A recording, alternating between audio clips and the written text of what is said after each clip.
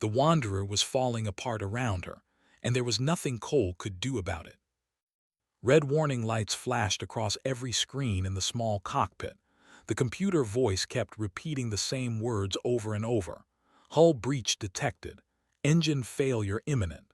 Collision warning. Had stopped listening to it 5 minutes ago. She was too busy trying to keep her scout vessel from becoming a ball of fire. The asteroid had come out of nowhere. One moment she was cruising through the edge of an unexplored star system. The next moment a chunk of rock the size of a house had torn through her left engine. The Wanderer had been spinning ever since, caught in the gravity well of a jungle moon that the star charts simply called 4. Pulled hard on the flight controls. Her muscles burned from the effort. Sweat dripped down her face and into her eyes, but she did not have time to wipe it away. The ground was coming up fast, too fast. She could see nothing but green below her, trees, endless trees stretching in every direction. She was 28 years old. She had been a pilot in the Earth fleet for 6 years. She had survived combat missions and rescue operations and one very bad landing on a frozen moon near Jupiter. But this was different. This was an alien world that no human had ever set foot on. If she died here, no one would ever find her body. The thought made her angry instead of afraid. She was not going to die on some unnamed jungle moon. She refused. Redirected all remaining power to the front shields and the emergency thrusters. The computer told her this was inadvisable. She ignored it. The trees were so close now that she could see individual leaves. They were purple instead of green. Strange and beautiful and absolutely terrifying. The Wanderer hit the canopy with a sound like thunder. Branches snapped and scraped against the hull. Was thrown forward against her harness so hard that the breath left her body. The world became a blur of motion and noise and pain. Then everything stopped. Opened her eyes slowly. She was still alive. That was the first surprise. The second surprise was that the Wanderer was mostly intact. The ship had come to rest on its side, wedged between two massive tree trunks. Smoke was rising from somewhere behind her, but she could not see any flames. She unstrapped herself from the pilot's seat and fell awkwardly against what used to be the wall. Everything hurt. Her left shoulder was throbbing and she suspected it might be dislocated. Her head was pounding, but she could move. She could think. That was enough. The emergency supplies were stored in a compartment near the back of the ship. Crawled toward it, climbing over broken equipment and scattered debris. The compartment door was jammed. She kicked it once, twice, 3 times. On the 4th kick it flew open. Inside she found exactly what she needed. A medical kit, ration packs for 30 days, a water purifier, a thermal blanket, a small heating unit, a distress beacon, and a standard issue sidearm with 2 extra magazines. Treated her injuries first. The shoulder was not dislocated after all, just badly bruised. She cleaned the cut on her forehead and applied a healing patch. Then she ate half a ration bar and drank some water. Her hands were shaking slightly, but her mind was becoming clearer. The distress beacon was her priority. She activated it and waited. The small device blinked red for a long moment. Then it blinked again, and again. But it never turned green. The signal was not reaching orbit. Something was blocking it. Maybe the atmosphere, maybe the dense jungle canopy, maybe damage from the crash. She was alone. Really and truly alone on an alien world. Allowed herself exactly 60 seconds to feel the fear. She sat in the wreckage of her ship and she let the panic wash over her. Her chest tightened. Her eyes burned with tears she refused to let fall. She thought about her family back on Earth. Her brother Danny, who always made her laugh. Her mother, who worried too much. Her father, who had been so proud when she joined the fleet. Then the 60 seconds were over. Wiped her eyes and stood up. She spent the next hour exploring the area around the crash site. The jungle was dense and humid. The air smelled sweet and strange, like flowers she had never encountered. Insects buzzed around her head, but none of them tried to bite her. The trees were enormous. their trunks wider than her ship. Purple leaves blocked most of the sunlight, creating a world of shadows and filtered light. She found tracks in the soft ground near a small stream. Large tracks, very large tracks. Something with claws had walked through here recently, something bigger than anything she wanted to meet. Decided she needed shelter. Real shelter, not the broken remains of her ship. She needed somewhere she could hide and rest and figure out her next move. She found the cave on the second day. It was set into a rocky hillside about 2 kilometers from the crash site. The entrance was narrow enough that nothing truly massive could fit through, but wide enough for her to walk comfortably. Inside, the cave opened up into a large chamber. The floor was covered in soft sand. The walls were dry. The temperature was warm and steady. It was perfect. Made several trips back to the Wanderer, carrying all her supplies to the cave. By the time she was finished, the sun was setting, or at least she assumed it was the sun. The light filtering through the jungle canopy was turning from purple to deep red to black. She set up the heating unit near the back of the cave. She spread out her thermal blanket. She ate another ration bar and drank more water. Then she lay down and closed her eyes. She was so tired. 3 days of survival on an alien world had drained her completely. The fear was still there, lurking at the edges of her mind, but exhaustion was stronger. Her body needed rest. Her mind needed rest. Everything else could wait until morning. Fell asleep within minutes. She did not notice the soft sound of movement deeper in the cave. She did not see the large amber eyes that opened in the darkness, watching her with curiosity. She did not feel the small bodies that crept closer, drawn by the warmth of her heating unit and the strange new scent of this creature that had invaded their home. She slept on, unaware that she was no longer alone, woke to pressure on her chest. Her eyes flew open, but she did not move. Years of military training had taught her to assess a situation before reacting. So she lay very still and she looked at what was sitting on top of her. It was a face, an alien face. Large amber eyes stared down at her with open curiosity. The creature had a snout like a wolf but wider. Its skin was covered in small scales that shimmered dark blue in the dim light. Pointed ears stood upright on its head, twitching slightly as it studied her. Stopped breathing. The creature tilted its head to one side, almost like a dog trying to understand a strange sound. Then it made a noise deep in its throat, a rumbling, vibrating sound that could feel through her entire body. It was purring. This alien predator was purring like a cat. She became aware of more weight. Her legs were pinned down. She turned her head very slowly and saw 2 more creatures curled up on her lower body. They were smaller than the one on her chest. Cubs. These were cubs. The realization hit her like cold water. She was inside a predator den. These creatures had probably been born in this very cave. Their mother had left them here while she went hunting and had walked right in and made herself comfortable. She had made a terrible mistake. The cub on her chest leaned closer and sniffed her face. Its breath was warm and smelled like meat, held perfectly still. She did not blink. She did not breathe. She just stared into those amber eyes and waited for the teeth to come. But they did not come. The cub sniffed her again, then made that purring sound once more. It seemed satisfied. It lowered its head and rested it on her shoulder, closing its eyes. Let out a very slow breath. The cubs were about the size of large dogs. They had 6 legs instead of 4, which found deeply unsettling.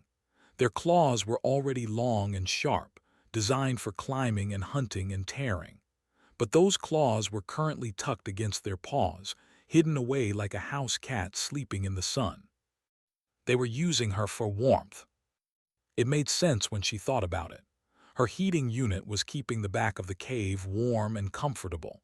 She was wrapped in a thermal blanket that trapped her body heat.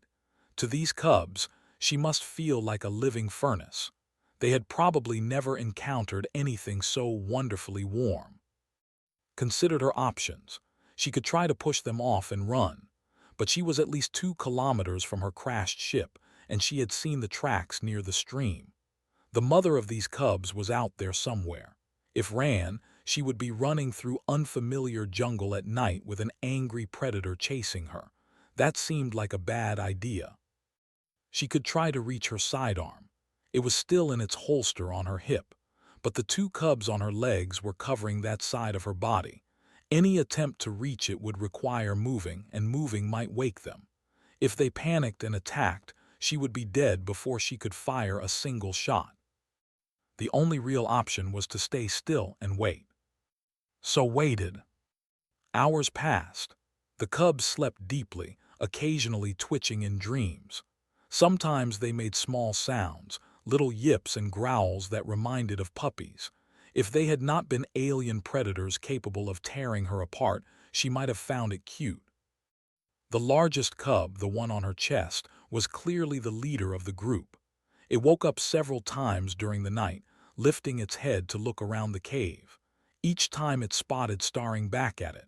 Each time it seemed to decide she was not a threat. It would lower its head again and go back to sleep. Named it Scout, she did not know why, the name just felt right. The second cub was darker than the others, its scales almost black. It was curled up on her left leg, its tail wrapped around itself like a cozy blanket. She named it Shadow. The third cub was the smallest. It was sleeping on her right leg pressed tight against her thigh. It made the loudest purring sounds of all 3. She named it Pip. Giving them names made her feel slightly better. They were still alien predators, but they were also bobbies. Bobbies who had found a warm spot and claimed it for themselves. Could understand that. She had done the same thing when she was young, climbing into her parents' bed on cold winter nights. Dawn came slowly. Light began to filter through the cave entrance, changing from black to gray to soft purple. The jungle outside was waking up. Could hear strange bird calls and the buzzing of insects. Scout lifted its head and yawned. Its teeth were already impressive, sharp and white and perfectly designed for ripping meat. But then it looked at with those big amber eyes, and it looked like nothing more than a sleepy puppy. The cub stood up on her chest, stretching each of its 6 legs one at a time, grunted slightly from the weight but did not move otherwise. Scout looked down at her, tilted its head, and then stepped off her body onto the cave floor. Shadow and Pip followed soon after, waking up slowly and yawning and stretching. They gathered near the cave entrance, looking back at with what seemed like expectation. They were waiting for something. Then she heard it. Heavy footsteps outside the cave, the sound of something large moving through the jungle. The cubs made excited yipping sounds and ran toward the entrance. The mother had returned. Saw her shadow first. It blocked out most of the light coming into the cave. Then the creature itself appeared and felt true terror for the first time since the crash. The mother was enormous. She stood at least 7 feet tall at the shoulder. Her scales gleamed like polished black glass. Her eyes were the same amber color as her cubs, but larger and older and filled with intelligence. Her claws were as long as kitchen knives. She could kill with a single swipe. There would be no fight, no chance to run or hide or beg, just death quick and brutal. The cubs ran to their mother, yipping and purring and rubbing against her legs. She lowered her massive head and nuzzled each of them in turn. Then she looked up at. Their eyes met. Lay perfectly still on her thermal blanket. She did not reach for her weapon. She did not try to run. She simply looked at this alien predator and waited for whatever came next. The mother studied her for a long moment. Then she moved forward, stepping into the cave with slow and deliberate movements. Each step brought her closer to. Each step made the ground tremble slightly beneath her weight. She stopped right next to and lowered her head. Could feel warm breath on her face. She could see every detail of the massive creature, from the individual scales on her snout to the flecks of gold in her amber eyes. The mother sniffed her, once, twice, 3 times. Then she made a sound deep in her throat. It was the same purring sound the cubs made, but deeper and louder. And then, to complete astonishment, the mother lay down beside her, pressing her massive warm body against the human side. Did not understand, but she was alive. For now, that was enough. The mother stayed beside for most of that first morning. Lay very still, afraid that any movement might change the situation. The massive predator was warm against her side, warmer than the heating unit, warmer than the thermal blanket. The cubs had climbed back onto as well, settling into their favorite spots on her chest and legs. She was trapped in the most gentle way possible. Hours passed. Watched the cave entrance, watching the light change as the sun moved across the sky. She was hungry and thirsty, but she did not dare move. Her supplies were only a few feet away, but they might as well have been on another planet. The mother woke around midday. She lifted her massive head and looked at with those intelligent amber eyes. Then she stood up in one smooth motion and walked to the cave entrance. The cubs followed her immediately, tumbling over each other in their eagerness. Was finally free. She sat up slowly, her muscles aching from hours of staying still. Her back hurt. Her neck was stiff, but she was alive and unharmed, and that was more than she had expected. The mother paused at the cave entrance and looked back at her. Their eyes met again. Did not know what to do, so she simply nodded. The creature tilted her head in that curious way, then turned and disappeared into the jungle. The cubs followed close behind. Was alone again. She ate and drank quickly, not knowing how long she had before the creatures returned. She checked her distress beacon, but it was still unable to find a signal. She examined her sidearm and made sure it was loaded and ready. Then she sat down near the cave entrance and thought about what had happened. The creatures had not hurt her. The mother had seen her lying with the cubs and had decided not to attack. That was unusual behavior for a predator. Most animals would have seen a strange creature near their young and attacked immediately. But this mother had done something different. She had accepted, at least temporarily. Thought about why this might be. She had stayed calm. She had not screamed or fought or tried to hurt the cubs. She had just lain there and waited. Maybe that meant something to these creatures. Maybe calm behavior meant something different on this world. On Earth, prey animals ran. They fought. They panicked. Predators learned to recognize these behaviors and respond with aggression. But what if these aliens had different rules? What if calm meant strength instead of weakness? What if staying still meant safety instead of surrender? It was just a theory, but it was the only explanation could think of. The family returned that evening. Heard them coming before she saw them. Heavy footsteps and smaller, lighter ones. The yipping sounds of the cubs excited about something. She moved to the back of the cave and sat down on her thermal blanket, trying to look as non-threatening as possible. The mother entered first. She was carrying something in her mouth, a large piece of meat, still bloody and fresh. She walked past without looking at her and dropped the meat near the back wall. The cubs rushed forward and began eating immediately, tearing at the flesh with their sharp teeth. Watched them eat. She was not disgusted. She had seen worse during her time in the fleet. The cubs were messy eaters, pulling off chunks of meat and swallowing them whole. They growled at each other playfully, fighting over the best pieces. The mother ate last. She waited until her cubs had their fill, then she took what remained. It was not much. Realized the mother had given most of the food to her young, just like any mother would. After the meal, the family settled down to sleep. The cubs returned to immediately, climbing onto her body and curling up in their usual spots. Scout on her chest, Shadow on her left leg, Pip on her right.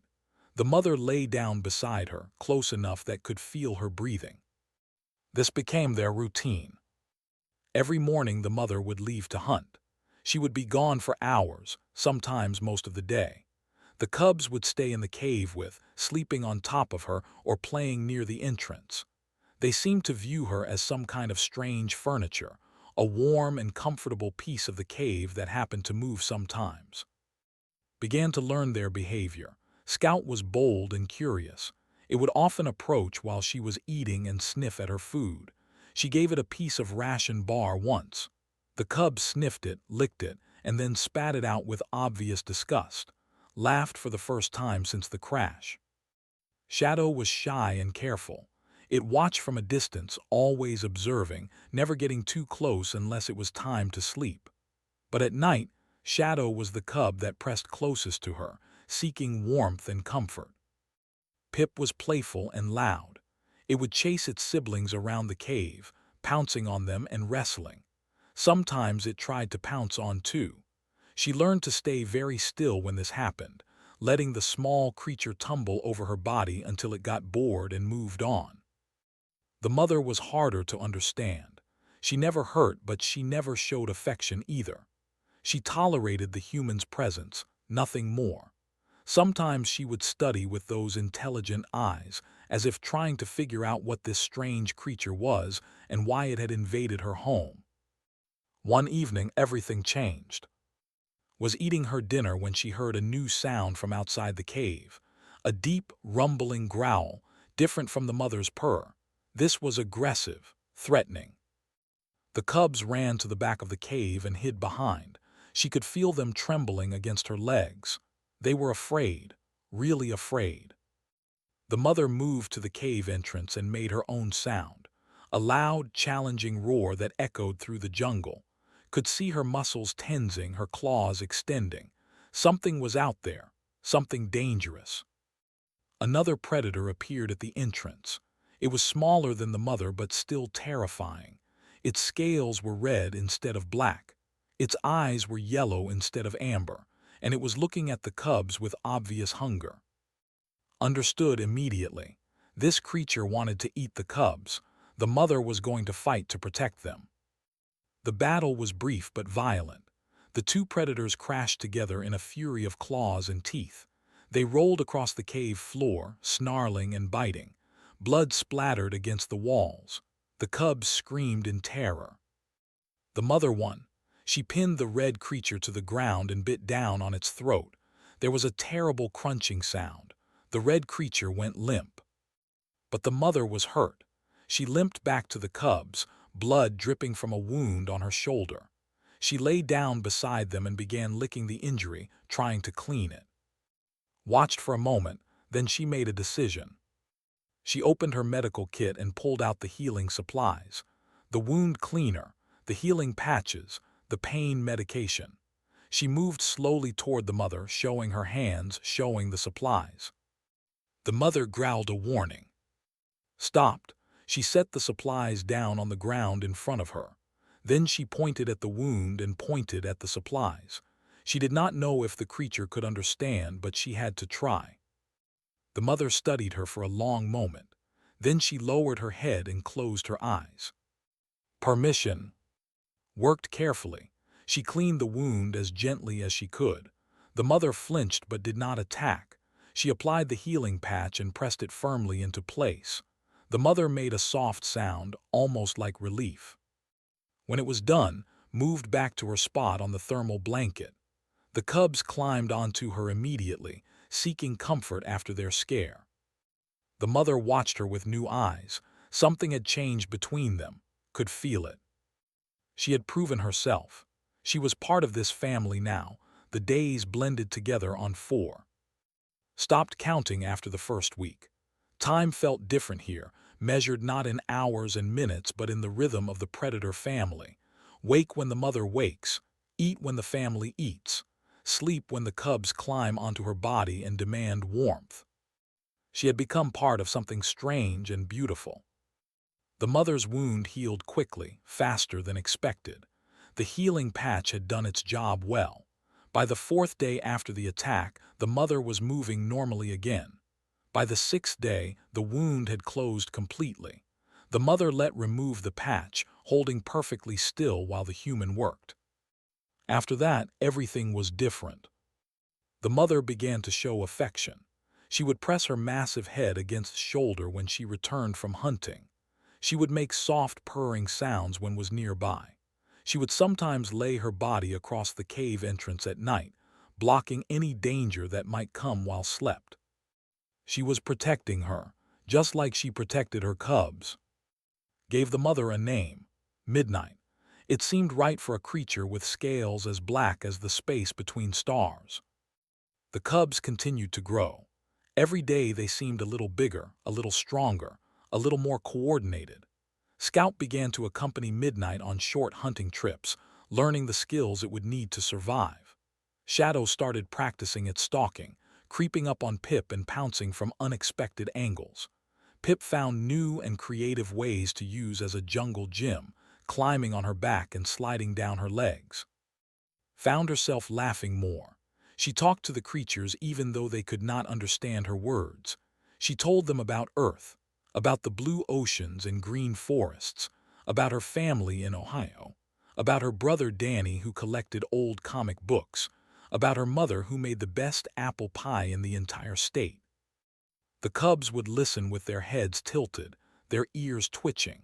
They could not understand her words, but they seemed to understand that she was communicating.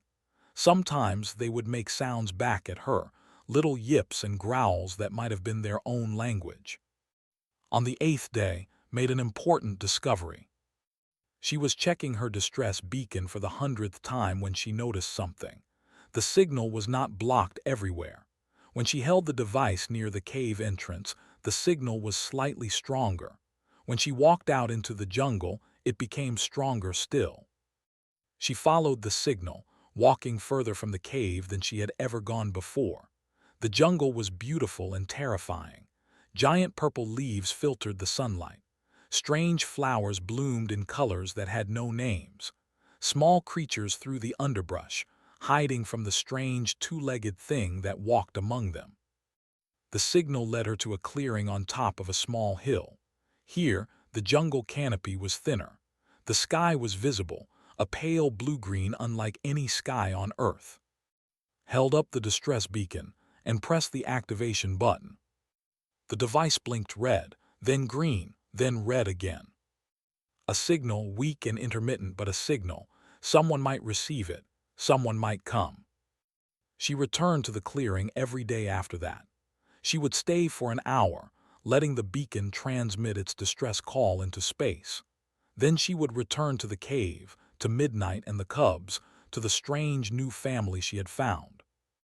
The rescue would come eventually, she was sure of it, but she was no longer in a hurry to leave. On the 10th day, she took the cubs with her to the clearing. It was a risk. The jungle was full of dangers and the cubs were still young, but they had started to follow her whenever she left the cave, crying and yipping until she returned. It was easier to bring them along. Scout bounded ahead, sniffing every tree and rock with endless curiosity. Shadow crept along behind, staying close to her legs, wary of the open spaces. Pip ran in circles, chasing insects that buzzed through the air. They reached the clearing without incident, activated the beacon and sat down on a fallen log. The cubs gathered around her, pressing against her body. She realized something in that moment. She was happy, despite the fear, despite the uncertainty, despite being stranded on an alien world with no guarantee of rescue. She was genuinely happy. The cubs had given her something she did not expect, a sense of belonging, a feeling of being needed. On Earth, she had always felt slightly out of place. She was good at her job, respected by her colleagues, loved by her family. But there was always a distance between her and the rest of the world, a feeling that she did not quite fit. Here she fit. She was exactly what these cubs needed, a warm body to sleep on, a calm presence in their lives, someone who would protect them as fiercely as Midnight protected them.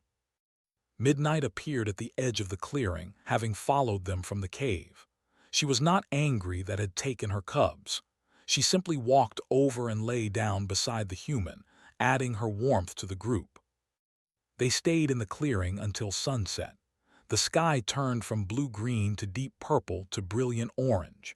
The first stars appeared, unfamiliar constellations that did not recognize. One of those stars was Earth's sun, so far away that its light had traveled for years to reach this place. She missed her home, she missed her family, but she was not lonely anymore. On the 12th day, the beacon picked up a response. Was in the clearing when it happened. The device suddenly began beeping in a pattern she recognized. Someone was answering her distress call. Someone was coming. She felt a rush of emotion so strong it made her dizzy. Relief, joy, fear, hope, all of it mixed together in a wave that nearly knocked her down. She was going to be rescued. But even as the happiness washed over her, another feeling crept in. Sadness, deep and unexpected. She looked at the cubs playing in the grass. Scout was trying to catch a flying insect. Shadow was stalking a small lizard creature. Pip was rolling on its back, legs kicking at the air. She looked at Midnight, lying peacefully in the sun, her eyes half closed with contentment. These were not just alien predators anymore. They were her family, the only family she had on this world. What would happen to them when she left? The question haunted her for the next 2 days. She barely slept. She could not eat. The cubs noticed that something was wrong. They pressed closer to her at night, making concerned sounds, trying to comfort her in their own way. Midnight noticed too. The great predator watched with those intelligent amber eyes, seeming to sense the storm of emotions inside the human. On the morning of the 14th day, woke to a new sound, a roar from the sky, the sound of engines. Her rescue had arrived. She stood at the cave entrance and watched the shuttle descend through the purple canopy. It was beautiful and terrible, and everything she had been waiting for. The cubs gathered behind her, frightened by the noise. Midnight emerged from the cave and stood beside, looking up at the strange metal creature falling from the sky. Did not know what would happen next, but she knew one thing for certain. She was not leaving her family behind. The shuttle landed in a clearing about 2 kilometers from the cave. Watched it descend, the engines blowing away leaves and branches as it settled onto the jungle floor. The hull was marked with the symbol of Earth Fleet. The sight of that familiar logo made her chest tight with emotion. Home had come to find her. She made her way through the jungle toward the landing site. The cubs followed close behind her, staying near her legs. They were frightened by the strange sounds and smells, but they refused to leave her side. Midnight walked behind them, her massive form moving silently through the underbrush. The shuttle's ramp lowered with a hiss of hydraulics. 2 figures emerged, wearing standard fleet uniforms and carrying weapons. They scanned the jungle with practiced caution, looking for threats. The first figure was a tall man with short gray hair and a weathered face. Commander Ben recognized him immediately. They had served together on 3 different missions. He was one of the best pilots in the fleet and one of the most reliable men she knew. The second figure was a young woman with dark hair tied back in a practical braid. Lieutenant Amy did not know her well, but she recognized the medical insignia on her uniform. A field medic. Good. They had planned for the possibility of injuries. Stepped out of the tree line and into the clearing. Ben spotted her first. His face showed relief, then confusion, then something close to alarm. He raised his weapon and aimed it past, toward the jungle behind her. Turned and saw what he was seeing. Scout, Shadow, and Pip had followed her into the clearing. They were standing at the edge of the trees, their amber eyes fixed on the strangers. Behind them, Midnight was emerging from the shadows, her black scales gleaming in the sunlight. 4 apex predators, the largest one standing 7 feet at the shoulder with claws like knives. Ben's finger moved toward the trigger. Step between him and the creatures. Wait, she said. Her voice was rough from days of disuse. Do not shoot. Ben looked at her like she had lost her mind. Cole, there are predators behind you.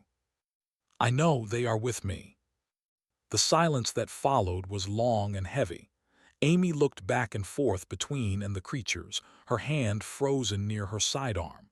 Ben kept his weapon raised, his eyes never leaving Midnight. Explain, he said simply. So explained. She told them about the crash, about finding the cave, about waking up buried under alien cubs, about the days that followed, the hunting and the sleeping and the slow building of trust, about healing Midnight's wound, about becoming part of this strange family. It took a long time. The cubs grew restless during her story, wandering closer to investigate these new creatures. Scout was the bravest, walking right up to Ben and sniffing his boots with obvious curiosity. Ben stood very still, his weapon still raised. The cub sat down in front of him and made a small yipping sound, almost like a greeting. "Lieutenant Cole," Ben said carefully, "this creature is sitting on my foot. His name is Scout. He is curious about you." "I can see that. Should I be concerned?" Smiled, the first genuine smile she had given another human in 2 weeks. "Only if you make sudden movements. He might pounce." Ben slowly lowered his weapon. Scout immediately lost interest and wandered back to, climbing onto her boot and looking up at her with those big amber eyes. Amy stepped forward, her medical training overcoming her fear. "Lieutenant Cole, are you injured? Do you need treatment?" "I am fine. A few bruises from the crash, but they healed. The heating unit kept me warm. The ration packs kept me fed," she paused, "and my family kept me safe." The word hung in the air, family. Ben looked at the creatures again, really looked at them. He saw the way they gathered around, the way Pip pressed against her leg, the way Shadow watched him with wary but non-aggressive eyes, the way Midnight stood behind them all, protective but not threatening. "They really adopted you," he said slowly. "You were not kidding." "I was not kidding." Amy pulled out a scanner and began checking vital signs. The cubs watched with fascination as the device beeped and hummed. Scout tried to bite it once but gently pushed him away. "You know you cannot bring them back with you," Ben said. "Command would never allow it." Had known this was coming. She had thought about it for days, trying to find a solution. "I know, but I am not leaving them forever either." Ben raised an eyebrow. "What do you mean?" "This moon has never been explored. The fleet will want to study it. The life forms, the ecosystem, the potential resources. They will need someone who knows the terrain, someone who has survived here." "You are volunteering to come back." "I am volunteering to lead the research team. And yes, I am coming back." Ben was quiet for a moment. Then he laughed, a short, surprised sound. "You crash-landed on an alien world, got adopted by apex predators, and now you want to come back and live with them. When you put it that way, it sounds crazy." "It is crazy, Cole, completely crazy." He shook his head. "But I have known you for 8 years. Crazy is kind of your thing." Grinned. "Is that a yes?" "That is a maybe. You will have to convince Command, but I will support your request." The journey back to the shuttle was slow, walked with the cubs, letting them adjust to the strange new surroundings. Midnight followed at a distance, wary of the metal ship but unwilling to abandon her family. At the base of the ramp, stopped. She knelt down and gathered the cubs close to her.